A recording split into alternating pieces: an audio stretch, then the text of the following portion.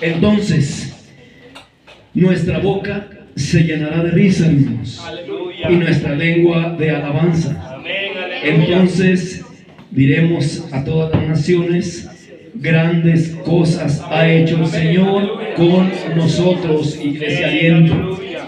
Porque grande es Jehová, hermano, y digno de suprema alabanza, dice su palabra, y porque su grandeza también es inescrutable. Aleluya. La alabanza de Jehová proclamará nuestra boca, Amén. y todos bendecimos el santo nombre de nuestro Señor eternamente y para siempre. Amén, hermano. Amén. Alabemos pues a nuestro Señor Jehová, porque Él es bueno. Cantemos salmos a nuestro Dios, porque es suave y hermosa la alabanza en el pueblo de Aliento. Señor, así es, amén. Cantemos pues a Jehová con alabanza, hermanos. Cantemos con arpa, con nuestras voces, con nuestras manos, con nuestros pies. La alabanza a nuestro Dios demos de todo corazón. Y cantemos pues a Jehová, hermano, también el cántico nuevo que sale de nuestro corazón, aquello que el Espíritu Santo nos inspira a darle al Señor, cántico nuevo, porque su alabanza pues sea en la congregación de todos los santos. Amén. Dale un fuerte aplauso a Él pues. Aleluya.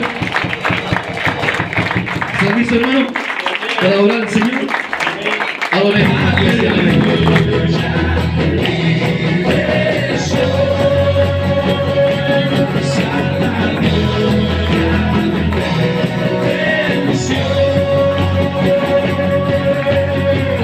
Resplandeció, resplandeció, el pueblo esclavo vio la luz, nos libertó, nuestra victoria fue la luz. Resplandeció, el pueblo esclavo vio la luz, nos libertó, nuestra victoria fue la luz.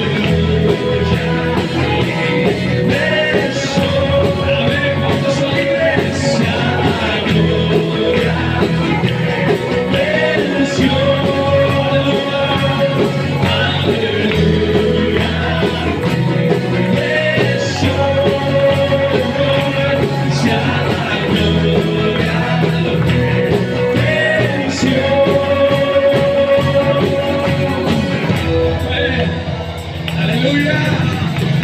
Hay libertad, Señor, en ti. Hay libertad, Dios. Hay libertad, Padre.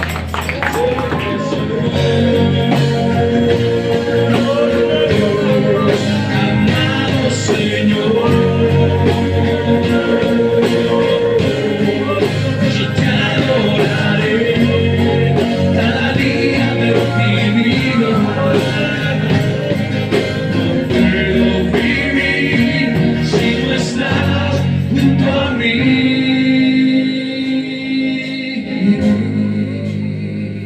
Gracias, Dios.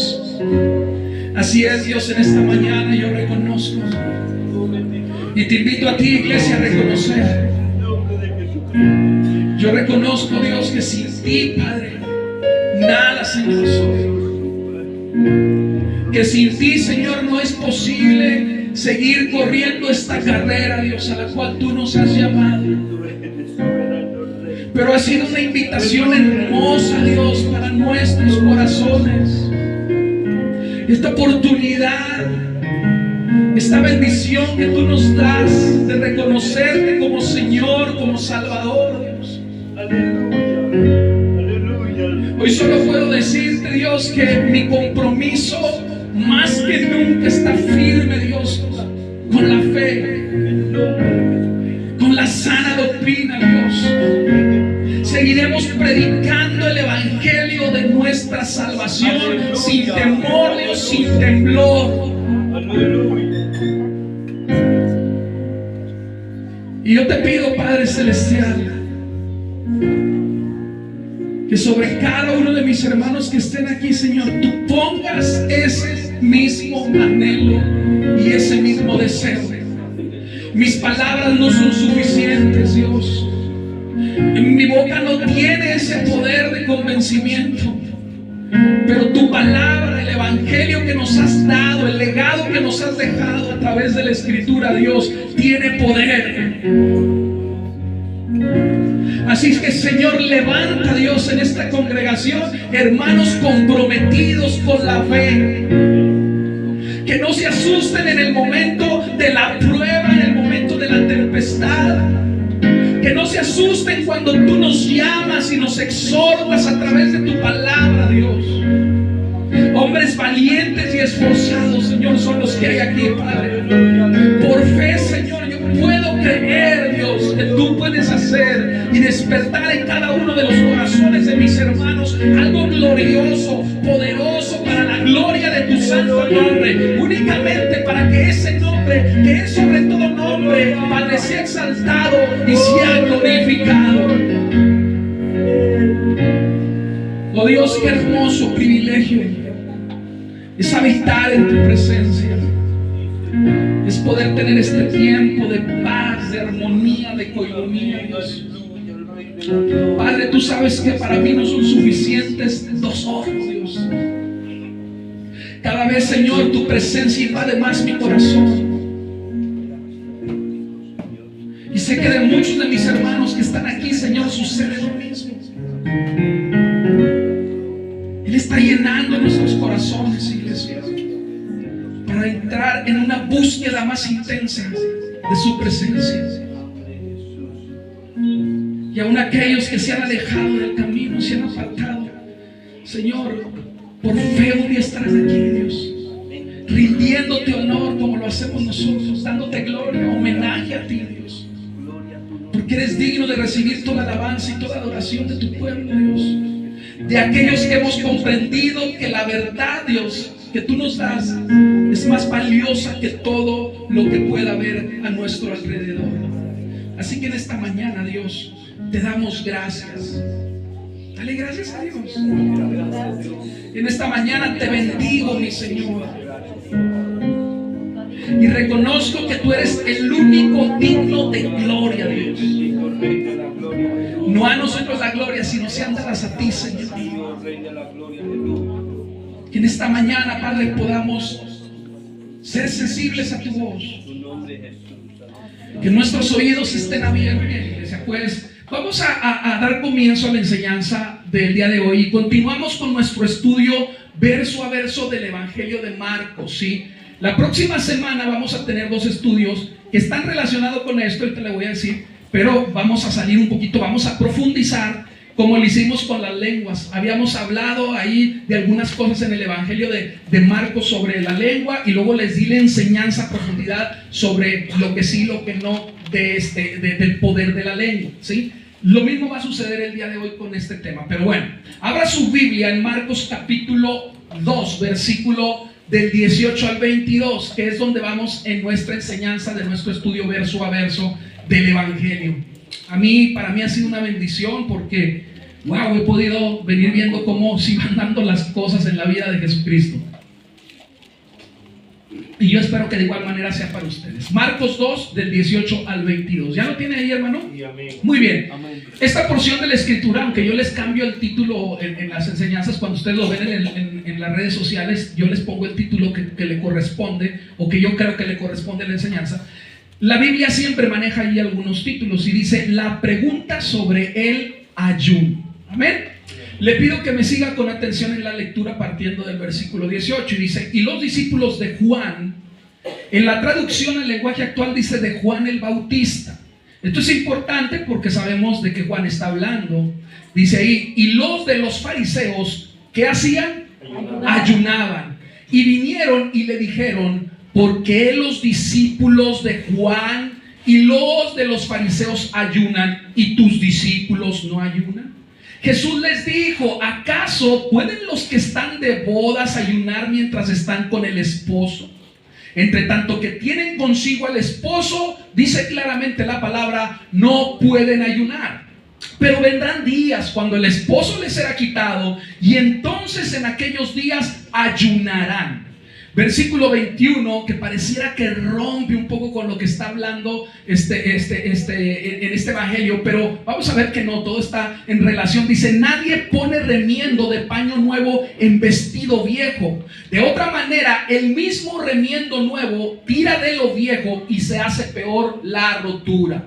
Y nadie, dice, echa vino nuevo en odres viejos. De otra manera, el vino nuevo rompe los odres y el vino se derrama y los odres se pierden. Pero el vino nuevo en odres nuevos se ha de echar. Yo sé que parece un poco difícil de entender, pero hoy vamos a comprender qué es lo que el Señor nos quiere enseñar. Y lo primero que tengo que aclarar, iglesia, en esta mañana, es que esta no es una enseñanza específica sobre el ayuno. Hay mucho más que esto, más profundidad que esto en el texto. Simplemente, y por eso dice el título, fue una pregunta que le hicieron a Jesús sobre sus discípulos. Por eso el título es La pregunta sobre el ayuno. Y aunque el título pudiera inclinarnos a pensar que hablaremos justamente acerca del ayuno, esto solo es parte de los cuestionamientos. ¿Recuerdas que le hacían a Jesús los fariseos y los escribas con la intención de hacerle caer? Con la intención, como podemos decir, de agarrarlo movido, ¿verdad? Pero el corazón de este texto no es el ayuno, sino la diferencia que hay entre la religiosidad del hombre y el evangelio de la gracia de Cristo. ¿Qué quiere decir esto? La diferencia entre un supuesto cambio que se produce únicamente en el exterior y un cambio que sí surge en el interior, es decir, en el corazón, que a su vez produce un cambio genuino en el exterior. Amén. Mire, entonces durante el ministerio de Jesús tuvo que enfrentar una serie constante de cuestionamientos por parte de los líderes religiosos de Israel. Amén. Recordemos que en las enseñanzas que vimos pasadas, Jesús ya había sido confrontado por ellos a través de diferentes cuestionamientos. El versículo 7 de este mismo capítulo: ¿quién puede perdonar pecados sino solo Dios? Recuerden que esta pregunta le hicieron cuando perdonó los pecados. Antes de sanar, ¿a quién? Al paralítico, le perdonó los pecados. Y vimos la enseñanza y el por qué sucedió así, hermanos. Porque lo principal que debemos de tener nosotros es el perdón de Dios en nuestras vidas, antes y por encima de cualquier sanidad. En el versículo 16 de este mismo capítulo 2 dice lo siguiente: ¿qué es esto que él come y bebe con publicanos y pecadores? La semana pasada vimos esto. Jesucristo sentado a la mesa de Mateo con pecadores y publicanos. Pues, hermanos, él era un recaudador de impuestos. ¿Quiénes podían estar a la mesa? Un judío cabal no iba a estar sentado en esa mesa, porque ¿qué dirían? Imagínense. Y en la enseñanza del día de hoy, en el versículo 18, velo por favor ahí en tu Biblia. ¿Por qué los discípulos de Juan? Una pregunta más, un cuestionamiento más. ¿Por qué los discípulos de Juan y de los fariseos, dice, ayunan y tus discípulos no ayunan? Una pregunta más. Se la pasaban cuestionando a Jesús. Es evidente que el problema en cuestión era por qué los discípulos de Jesús no ayunaban como ellos lo hacían, es decir, como los fariseos. El ayuno, iglesia, es una práctica que consiste en abstenernos de ¿qué? De alimento, sea total o sea parcialmente. Pero lo importante de esto es que, y la clave del ayuno, es que este se hace con un propósito espiritual. Esa es la diferencia. Se hace con un propósito espiritual. Y aunque no vamos a ahondar en el tema el día de hoy, es necesario que sí veamos algunas cosas, o estaré hablando algunas cosas al respecto. Lo importante que señalamos es que el ayuno debe de ser con un propósito espiritual, porque de no existir ese propósito de por medio, el ayuno, escúchalo bien, se convierte en una dieta. Si no hay un propósito espiritual, el ayuno se convierte en una dieta como cualquier otra. Bueno, pues en el libro de Levítico podemos ver que la ley exigía ayunar únicamente un día, el día de la expiación. Y yo te voy a pedir que veas en la pantalla. ¿Por qué lo traigo en la nueva versión internacional? Y creo que lo tenemos ahí en el archivo, no sé si lo colocamos, ¿sí? Levítico 16 del 29 al 31. Velo en la pantalla, si quieres anótalo, lo puedes revisar en tu casa después, para que tú lo veas en esta versión. Y dice lo siguiente, ya lo tenemos ahí. Muy bien. Este será para ustedes un estatuto perpetuo. Recordemos que esto de la perpetuidad, ¿sí? Porque luego de ahí se basan muchos para seguir practicando cosas de la ley, ¿sí? Recordemos que esta perpetuidad fue hasta que Jesús llegó. Fue hasta que Jesús, la ley cumplió su vigencia en Cristo, ¿verdad? Pero bueno, no vamos a entrarnos, eso ya lo vimos en otros estudios. Tanto dice, para el nativo como para el extranjero que vivan entre ustedes, el día 10 del mes séptimo, ¿qué dice que harán? Ayunarán. En la Reina Valera dice, afligirán vuestras almas, que quiere decir lo mismo. Y dice lo siguiente, y se humillarán y no realizarán ningún tipo de trabajo. En dicho día se pedirá el perdón de sus pecados y delante del Señor serán purificados de todos los pecados. Dice, será para ustedes un día de completo reposo en el cual, ¿qué? Ayunarán. En la Reina Valera dice, en el cual afligirán su alma, dice, es un estatuto perpetuo. Amén. El problema, mis hermanos, es que algunos comenzaron a ver el ayuno con un propósito diferente, como sucede el día de hoy, como una manera de hacerle manita de puerco al Señor para ganar de su favor. Cuando el ayuno marcado, que es el que estamos viendo ahorita por Dios, ¿era para qué? Para hacerlo, acompañarlo en el día de la expiación, el día del perdón de los pecados. Era como decirle a Dios, mira Señor, aquí estoy sufriendo para alcanzar tu favor, a ver si tú me haces ese favorcito. Como una forma de ablandarle el corazón a nuestro Señor. De igual forma que la mayoría de los que ayunan al día de hoy, y pongo signos de interrogación, porque el ayuno es una práctica que está en extinción. Está a punto de extinguirse, hermano. Y no quiero preguntar quién sí, quién no, pero está en extinción. Esa es la realidad. Pero, hermanos, la mayoría ayuna a igual el día de hoy y lo hacen equivocadamente y seguramente porque no hay o hay ignorancia y no han sido enseñados correctamente. Amén. Muy bien, iglesia. Por otro lado, otros lo usaban para presumirle a los demás, escucha bien, la profundidad de su devoción a Dios. Wow, como diciendo, miren qué obedientes, miren qué sacrificados somos por nuestro Señor. Eso es lo que hacían los fariseos con la intención de hacerse notar, con la intención de que los demás vieran lo responsables, lo espirituales que ellos eran con los mandamientos de Dios. Pero de hecho, iglesia, por lo que vemos en Lucas, no lo busques, capítulo 18, versículo 12, que es donde encontramos la parábola del fariseo y el publicano, se observa, escúchame bien, que los fariseos acostumbraban a ayunar 2 veces por semana. Y lo hacían con la intención de que todo el mundo se enterara de que ellos estaban ayunando, con la intención de hacer evidente su ayuno. Escúchame bien. Pero, ¿qué es lo que enseñaba Jesús? Abre tu Biblia en Mateo 6:16, por favor. Ellos querían evidenciar ese ayuno. Ellos querían que todo el mundo se diera cuenta de los espectaculares y espirituales que eran. Pero ¿hacia dónde nos quiere llevar el Señor en esta enseñanza? ¿Qué enseñaba Jesús acerca de esto? Mateo 6:16, ¿ya lo tienes ahí? Amén. Sí. Mira lo que dice el Señor: cuando ayunéis, no seáis austeros. Esto quiere decir que no sea evidente que estás ayunando, y le agrega, ¿como quiénes? Como los hipócritas.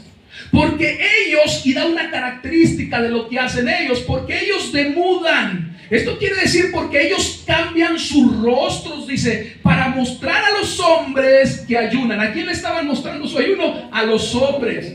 De cierto os digo, dice aquí el Señor, que ya tienen su recompensa. Mira, los fariseos iban por ahí, hermanos, desalineados. Iban por ahí así como desarreglados y tratando de mostrar una apariencia de cierta manera miserable y piadosa hacia el Señor. ¿Para qué? Pues para que la gente los viera y por ese motivo los admirara. Y dijera, oh, ¿ya viste a estos hombres cómo guardan la ley? ¡Qué espirituales son! Pero Jesús dice, cuando ayunéis, dice, no seas como los hipócritas. Eso es lo que hacen los hipócritas, dice el Señor. Así que si lo que quieren es que la gente los vea como muy religiosos, dice el Señor, pues su única recompensa será esa. Como diciendo, de mí ya nada esperen. Y eso es lo mismo que el Señor nos dice cuando hacemos un ayuno de esta manera y lo hacemos como los hipócritas. Ah, tu recompensa ya la tienes. Ya lograste lo que querías, que la gente te viera como muy piadoso, como muy santificado. Y hasta los demás nos sentimos mal porque el hermano sí está ayunando y yo no. Ya te diste cuenta, dice el Señor, pues de hecho ya tienen su recompensa. Su recompensa es que la gente lo reconozca, ya lo lograron. Ahora, quiero poner esto en un cierto contexto. Seguramente este acontecimiento sucedió cuando Jesús terminó de estar en la mesa de Mateo. ¿Recuerdas que Leví, hijo de Alfeo, conocido también como Mateo, como lo vimos en la enseñanza pasada, realizó una cena para Jesús donde había en la mesa puros publicanos y puros pecadores? ¿Te acuerdas de esto? Amén, póngame atención, ¿sí o no? ¿Están dormidos? ¿Por qué había puros publicanos y pecadores? Porque Mateo era un publicano. ¿Qué podía haber ahí? Pues eran sus compañeros. La mesa estaba llena de esto. Los fariseos lo habían visto, ¿sí?, junto con sus discípulos, sentarse con ellos a la mesa a comer. Algo que a Jesús no le generaba una buena reputación. Así que era una muy buena oportunidad, acabando de comer, de confrontarlo justamente con la pregunta sobre el ayuno. ¿Te das cuenta? Muy, pero bien que estaban preparados los fariseos. Así que tanto los discípulos de Juan como los de los fariseos, iglesia, se ponen de acuerdo y van a donde está Jesús para cuestionar el por qué sus discípulos no practican lo que ellos practicaban por ley, en este caso el ayuno. Y yo me pongo a pensar como la pregunta, ¿cómo es posible que siendo tú el Mesías, un maestro de la ley, les permitas a tus discípulos que estén comiendo y no ayunando como nosotros lo estamos haciendo? Imagínate.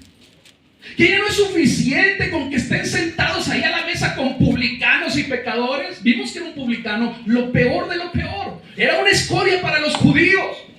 Y ya no es suficiente con que sea, no, tampoco están haciendo lo que marca la ley. Era tan evidente algo, hermano, que los fariseos realmente no creían que Jesús era el Hijo de Dios. Porque si no, no se hubieran atrevido siquiera a cuestionarlo a Jesús. Pero lo estaban cuestionando. ¿Por qué no les enseñas a guardarse como lo hacemos nosotros, los discípulos verdaderos, como lo hacen los discípulos de Juan, con estándares religiosos elevados y altos? Hermano, yo quiero decirte algo. Esto es a lo que llamamos religiosidad. Y Jesús pudo contestar sencillamente lo siguiente: porque la ley de Moisés, mira que ustedes guardan con tanto celo, solo exige que se haga un ayuno por la expiación de pecados una vez al año. Pero Jesús aprovecha la oportunidad y les da una lección. Y esa lección es la misma que quiere darnos a nosotros en esta mañana. Demostrarles que lo que ellos estaban haciendo se llama, escucha esto, religiosidad. Es una palabra que tú has escuchado y hoy vamos a saber a qué se refiere. Y es totalmente opuesta al evangelio de la gracia de Cristo. Amén. Mira, iglesia, la religiosidad consiste en apegarse, no por obligación, sino por convicción.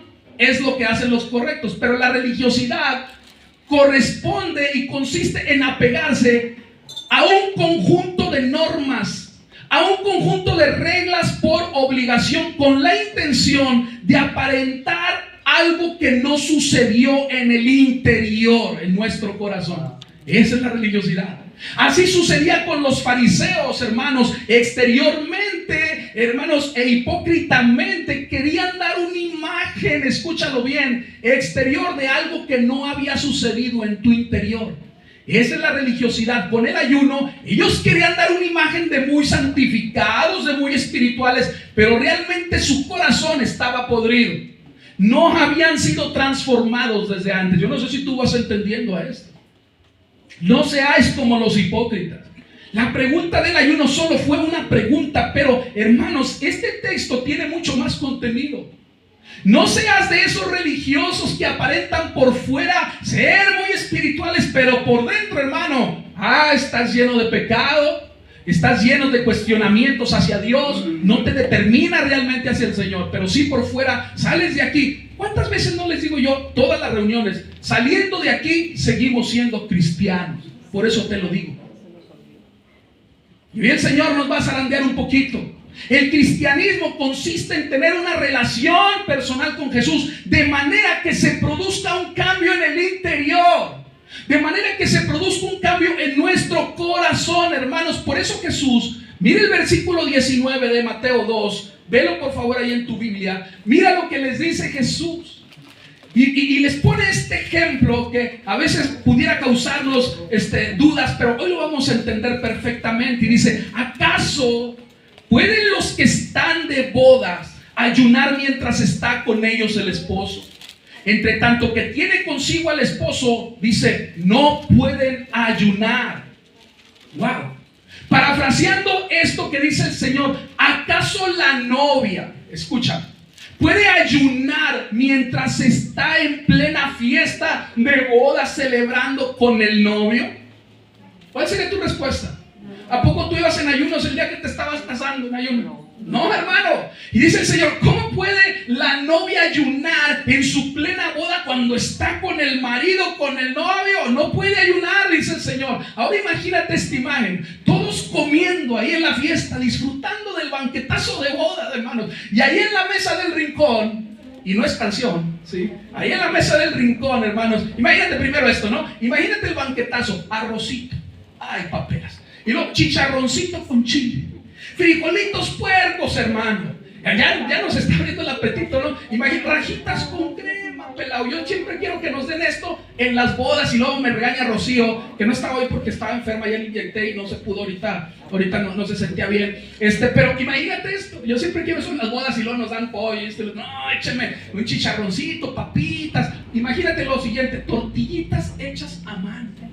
Imagínate, ahí en el banquete y en la mesa del rincón, como te digo, que no es canción, los religiosos, los espirituales de Iglesia Aliento, hermanos, ahí en la esquina, ayunando en plena boda, con caras largas, la baba escurriéndose porque los demás están gozando en la boda y dándose golpes de pecho. Es que aquí en Aliento somos perfectos. Imagínate tú esto. Que sería lo último que pasaría aquí, porque con los hermanos que tenemos aquí, hermano, las veces que hemos hecho albercada, no, hombre, lleve doble, triple, cuatro, porque no llenamos, hermano. Lo bueno es que gracias a nuestro Padre Celestial siempre sobra alimento. Gracias, hermanos, por eso también. Entonces, imagínense esta situación. Lo que Jesús estaba diciendo es que sus discípulos no podían ayunar en ese momento, porque ellos estaban metafóricamente hablando, iglesia, con el novio. Ellos estaban con Jesucristo. Y estar con Cristo, como lo hicimos en este momento, es estar de fiesta, hermano, de celebración. No era el momento, dice Jesús, para que ellos estuvieran ayunando. No se estén dando de golpes de pecho, fariseos, porque por dentro no han entendido a lo que viene.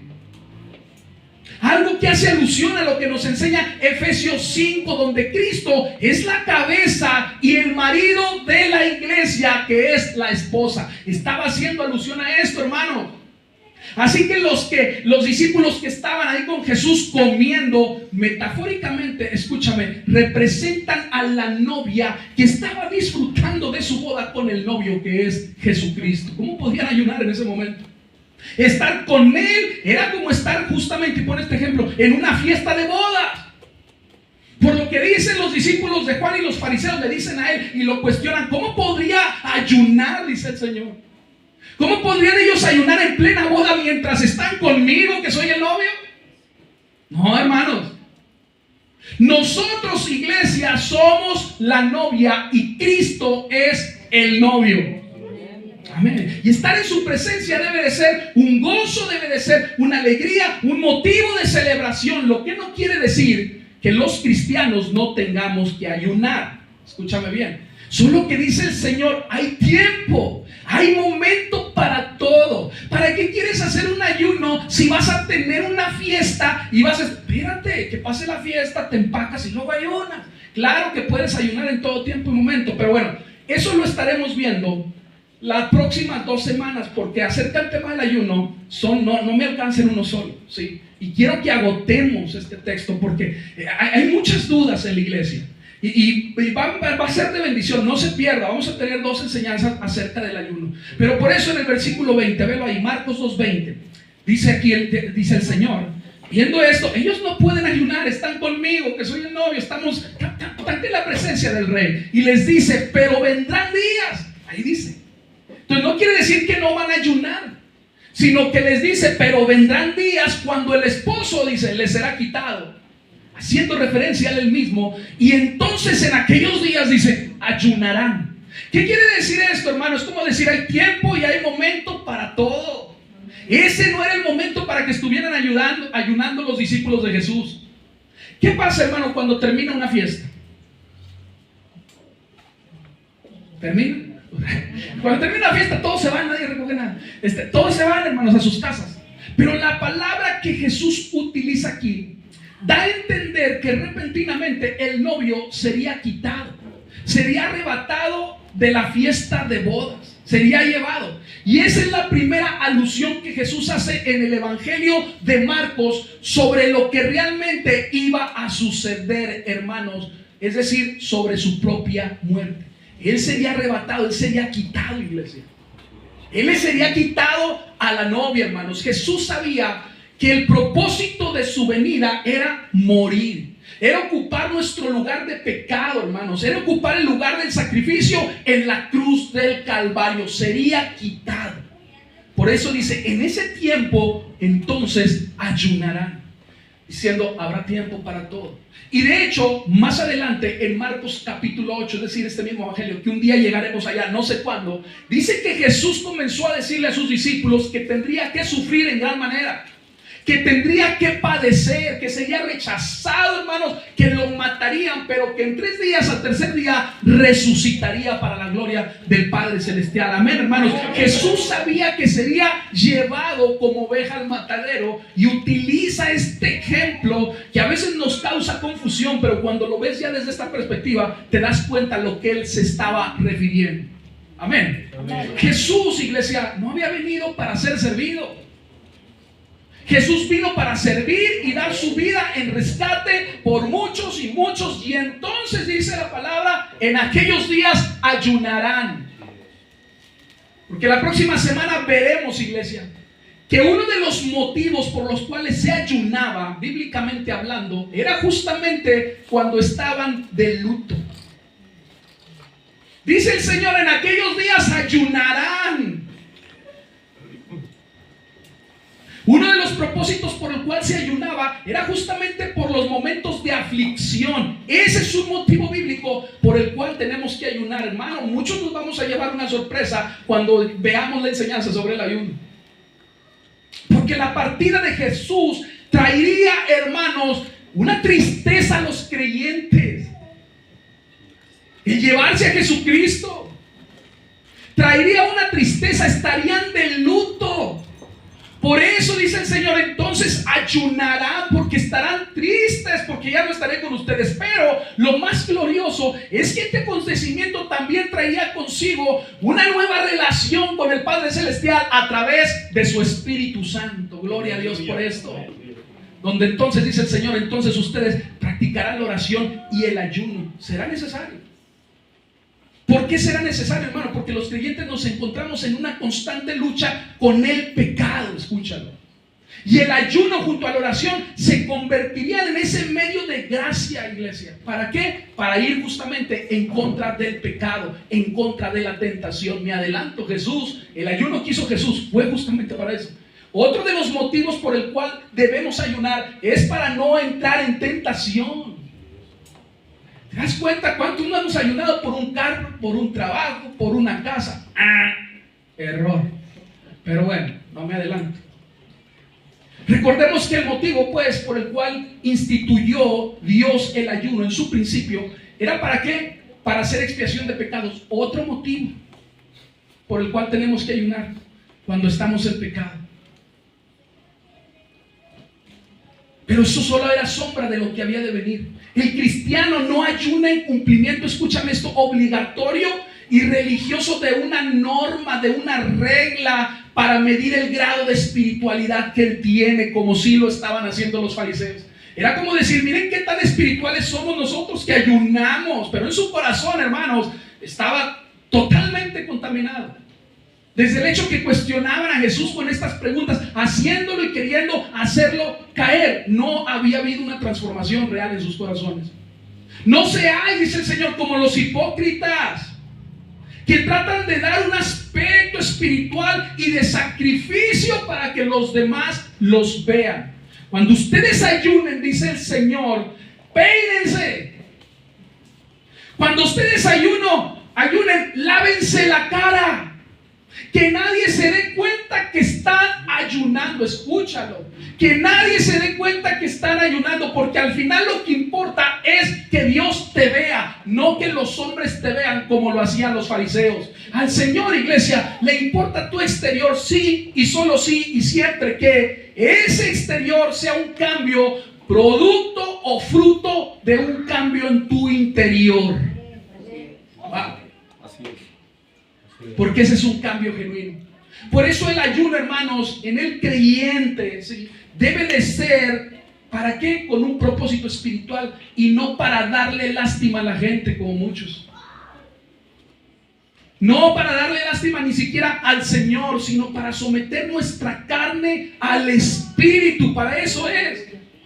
Para intensificar nuestra búsqueda, iglesia, dedicarnos a buscar intensamente el rostro de Dios, y te agrego, en oración. Porque como veremos, pues ya te estoy dando la enseñanza, como veremos la semana que viene, hermanos, no sé si la primera enseñanza o la segunda, ¿verdad? La oración y el ayuno es una simbiosis, wow. Juntos trabajan dos medios de gracia, dos disciplinas espirituales que tenemos que practicar. Amén. Gloria a Dios. Pero no vamos a ir desde el principio, hermano. Va a estar muy interesante. Amén. Entonces, cuando ustedes ayunen, dice el Señor, peínense. No anden ahí desarreglados. Ahora, no es que Jesús estuviera oponiendo al ayuno.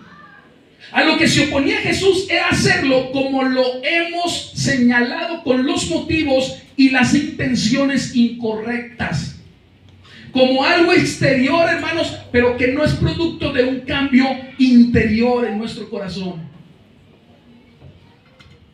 Bajo la intención de que los hombres vean nuestro grado de religiosidad o espiritualidad, que no tiene nada que ver, iglesia, con lo que hay realmente dentro de nuestros corazones. Amén. Recordemos que los fariseos eran una secta judía justamente caracterizada por ser hipócritas. Eran como sepulcros, dice el Señor, blanqueados. Muy bonitos por fuera, pero por dentro, eso. Ese era el problema. Buscaban aparentar un cambio exterior que realmente no había sucedido en su interior. Tenían algo, iglesia, escúchame esto, pon atención. Tenían algo que se llama doble moral. Wow. Y yo quiero que pongas atención en esto. Aguas con esto, iglesia. Aguas con la doble moral. Ayer hablaba con esto con los varones en la reunión de varones. Aguas con la doble moral. Hay muchos cristianos hoy en día viviendo vidas con una doble moral. Están en la iglesia y se dan golpes de pecho como si el Señor hubiera cambiado realmente sus vidas. Y salen de aquí y son completamente diferentes. Y les decía, no necesito ser detective. No, hermanos, para darme cuenta de quienes están viviendo una vida con doble moral. El Facebook, el Instagram, las redes sociales son un chismógrafo profesional. Hermano, pero yo no estoy para enjuiciarte, yo estoy para exhortarte. Porque, hermano, sigues viviendo con tu antigua manera de vivir. Solo vienes y muestras un cambio exterior en la iglesia, pero sales de aquí y sigues siendo amigo del mundo. El que tenga oídos, oiga. Porque sabes algo, el día que lleguemos a la presencia de Dios, cada uno de nosotros, nos vamos a llevar muchas sorpresas. Muchas sorpresas. Estamos viviendo, iglesia, en una doble moral. Y ya vemos tan sencillos los pecados, y pecados que consideramos tan... Es que este no es lo mismo que matar. Es que es como la mentira, como esta de la doble moral que tiene también. Es una mentira. Y lo que implica la doble moral, hermanos, es que realmente tú no has nacido de nuevo en Cristo Jesús. Analiza, revisa tu vida. Porque hay cosas que se te hacen muy sencillas, que dices, ay, esto no tiene nada de malo. Esto no tiene nada de... Estas cosas sencillas. Revisa tu vida. Hermano, yo lo hago porque mi trabajo es exhortar a la iglesia. Exhortar a la iglesia, aparte de la enseñanza, es exhortarte y confrontarnos todos de igual manera con la palabra de Dios. Revisa si tu vida realmente ha hecho un cambio, porque hay muchos que están viviendo una doble moral.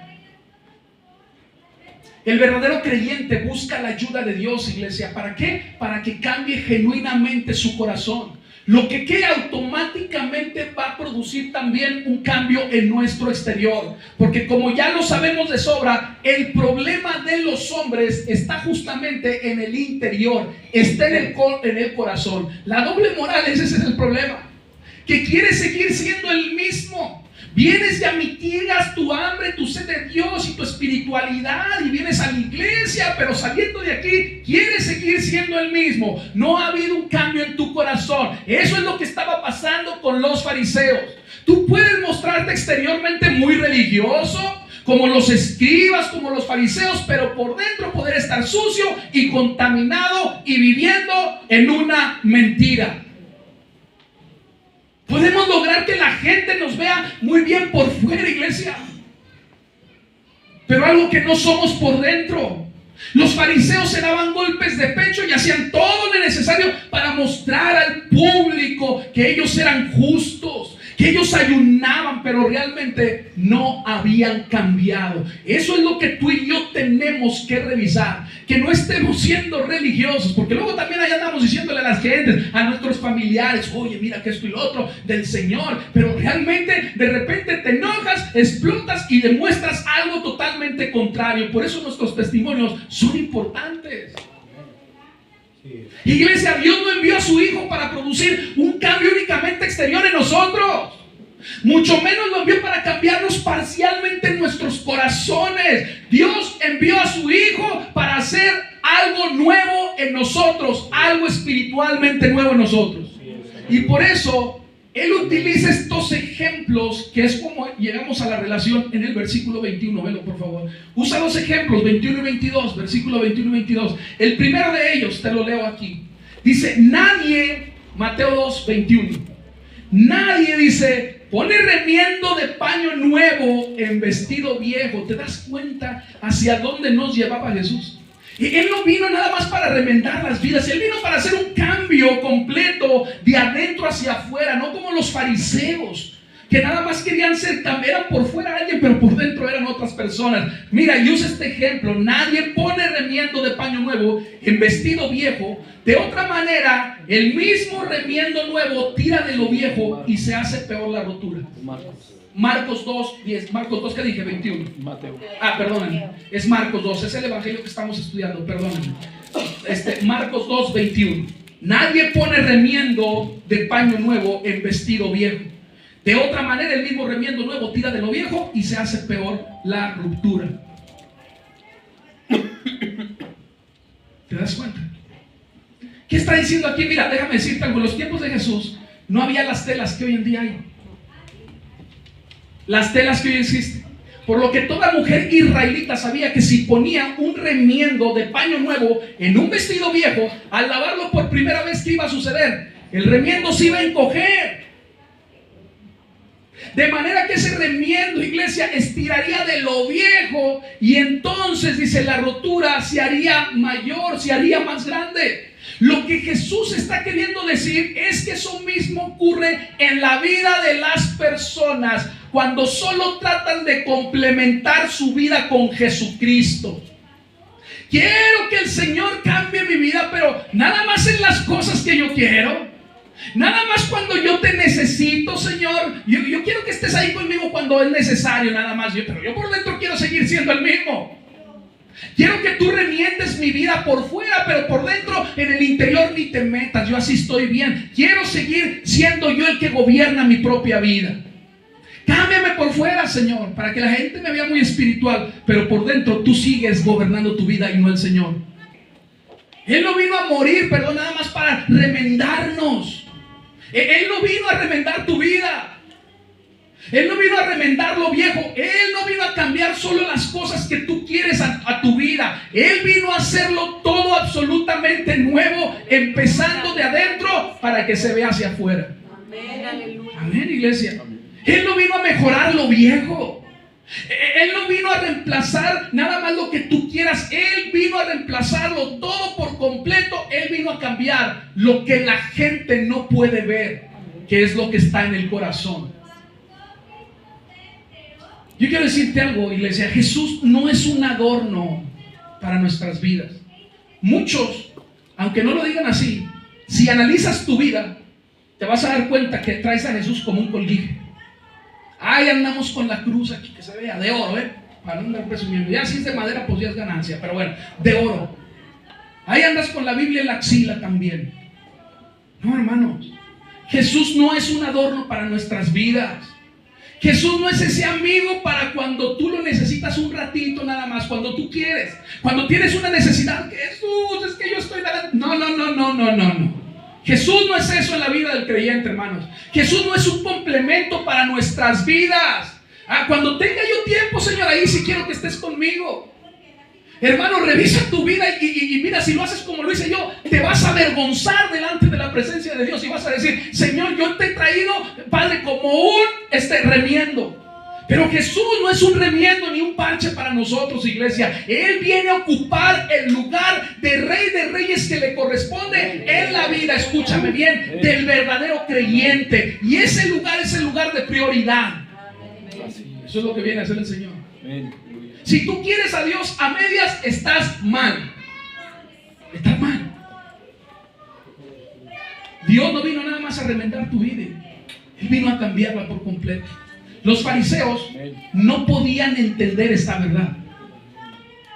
No entendían lo que Jesús les estaba diciendo. Y Jesús utiliza una ilustración más. Versículo 22, a ver si así me entienden.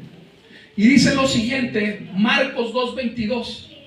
Y dice así: y nadie echa vino nuevo en odres viejos. De manera que el vino nuevo, dice, rompe los odres y el vino se derrama y los odres pierden, dice aquí, se pierden, pero el vino nuevo en odres nuevos se ha de echar. Este ejemplo viene a reforzar el ejemplo que ya vimos anteriormente. Mira, los odres eran recipientes en forma de bolsas o de cantinfloras grandes, ¿sí te la imaginas? Que generalmente se hacían con pieles de cabra. Entonces, hermano, pues en ellos se echaba el vino nuevo, pero esos recipientes, al ser de piel curtida, con el paso del tiempo se secaban, se endurecían y perdían su capacidad de elasticidad.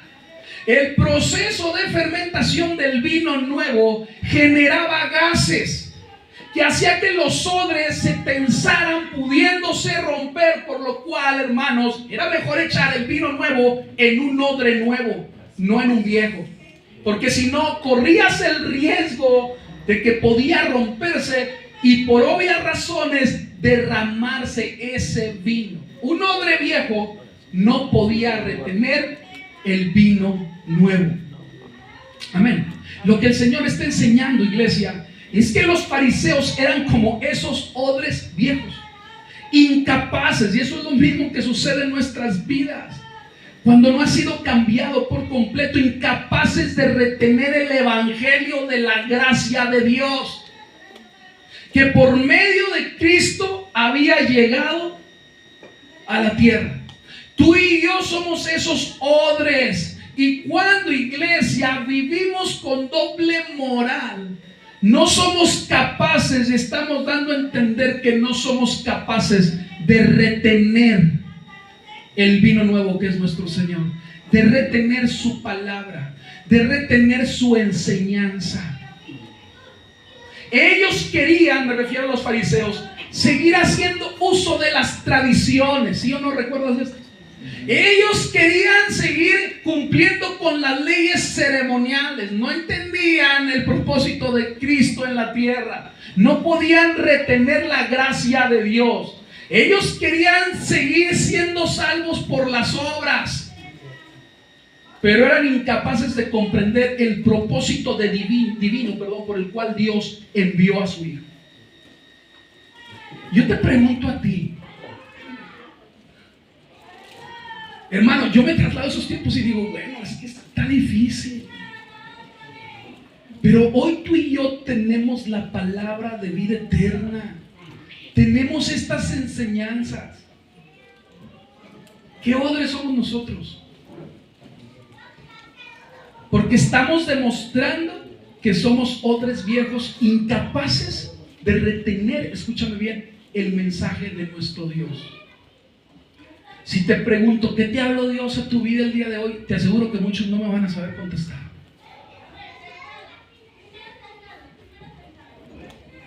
Que Dios quiere ser el que gobierne tu vida. Que Él no vino a remendarte nada más así, a ver, en lo que tú quieras. No, Él quiere gobernar tu vida. Y que Él te ha dado este alimento, esta palabra, para que tú la retengas en esa cantinflora que eres tú, en ese odre. Pero para que la pongas por obra, para que la pongas en práctica. Si no, iglesia, muy probablemente, y a veces te digo, para no verme tan agresivo, a veces te digo, algo no está bien dentro de nuestro cristianismo. O estamos bajo la gracia, iglesia, o estamos bajo la ley. No hay de dos. No es algo que pueda o deba llevarse en conjunto como muchos lo están haciendo. Muchos, no se distraigan, hermano. Síganme viendo acá, por favor. Muchos lo están llevando en conjunto hasta el día de hoy.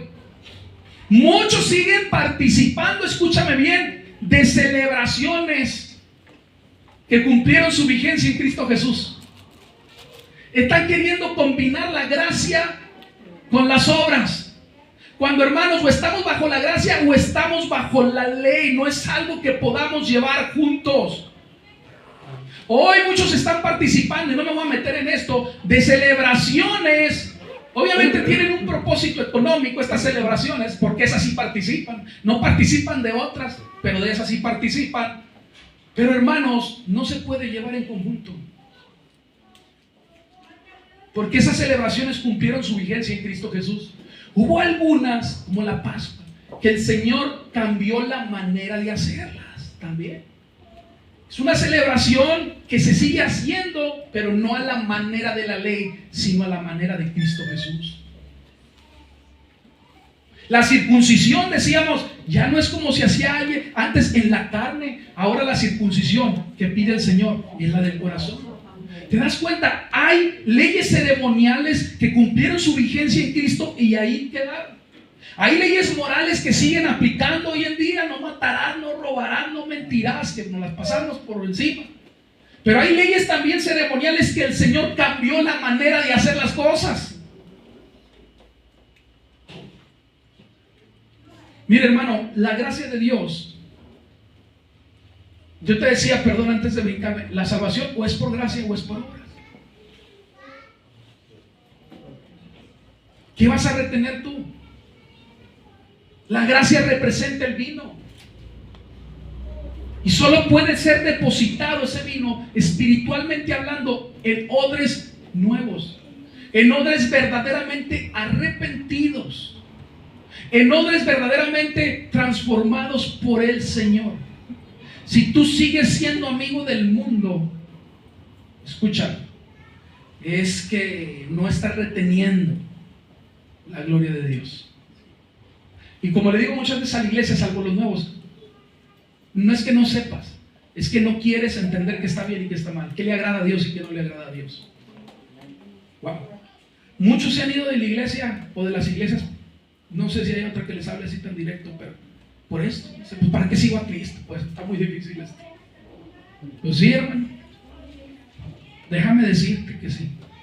Aquel que quiere vivir realmente como el Señor enseña, y sabemos que no es que seamos perfectos, que no pretendemos haberlo ya alcanzado, pero se ve en la vida del creyente cuando realmente se está esforzando para dejar atrás todo aquello. Y la única manera es relacionándote con el Señor, es pasando tiempo con el Señor. Amén.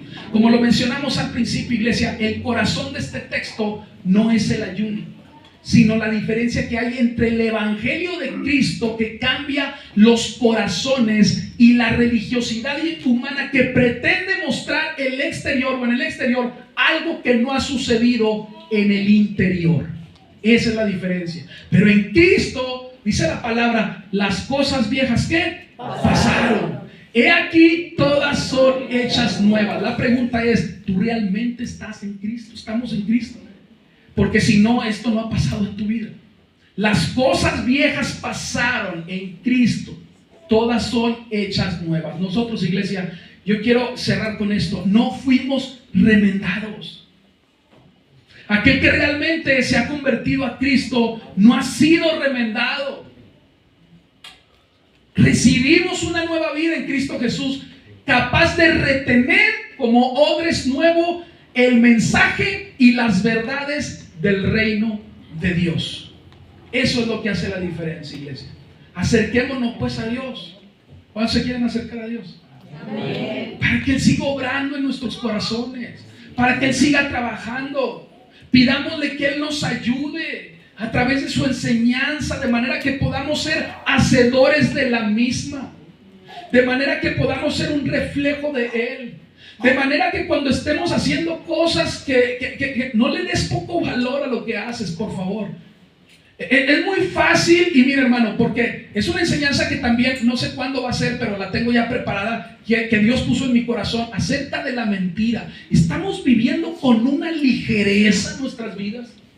Se nos hace tan fácil mentir y pensamos que ese es como un pecadito menor al adulterio, menor a la fornicación, menor a matar a alguien. Hermano, déjame decirte que bíblicamente aguas con la mentira. Y sabes algo, hemos hecho de la mentira una práctica, un hábito en nuestras vidas, aún dentro de la iglesia cristiana. Hermanos, Dios viene con palabra fuerte a nuestras vidas. ¿Sabes por qué? Porque nos ama. Él nos está exhortando porque son los fines del tiempo. Son los tiempos finales, iglesia. Y tenemos que alinearnos a la voluntad de Dios. Si tú realmente quieres estar en Cristo, alíneate a la voluntad de Dios. Así que si no hablamos y nos comprometemos con la verdad, y nosotros no somos esos primeros que Dios nos cambie, hermanos, esto cada vez se va a poner más difícil y más duro. Hermano, yo quiero exhortarte en el amor de Cristo, y termino con lo siguiente: que al Señor le importa el exterior, como te decía, siempre y cuando sea producto de un cambio real en nuestro interior. La religiosidad te pone normas que te hacen lucir piadoso por fuera, pero por dentro no hay vida. Nada más es apariencia. El evangelio produce un cambio verdadero. El evangelio de la gracia produce un cambio verdadero en nuestras vidas. Un cambio que a su vez va a producir también un cambio externo en nosotros. Pero hermanos, los dos te cambian, la religiosidad y el evangelio de Cristo, por fuera, pero solo uno te cambia por dentro.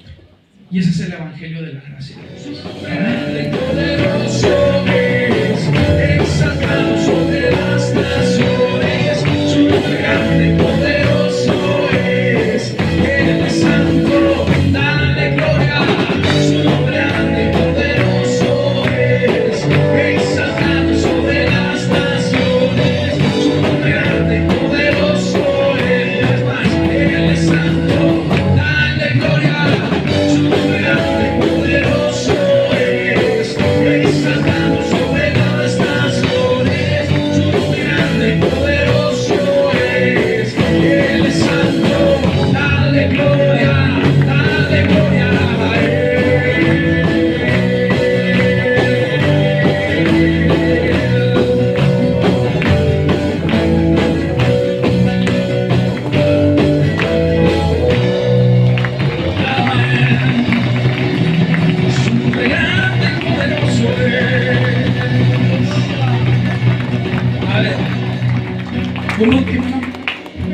Muy bien, va muy bien, va muy bien. Vamos a cantar una vez más el coro, ¿sí? El coro es un hombre grande, para que toquen bien, porque iban en tono de sol y en fa, ¿sí?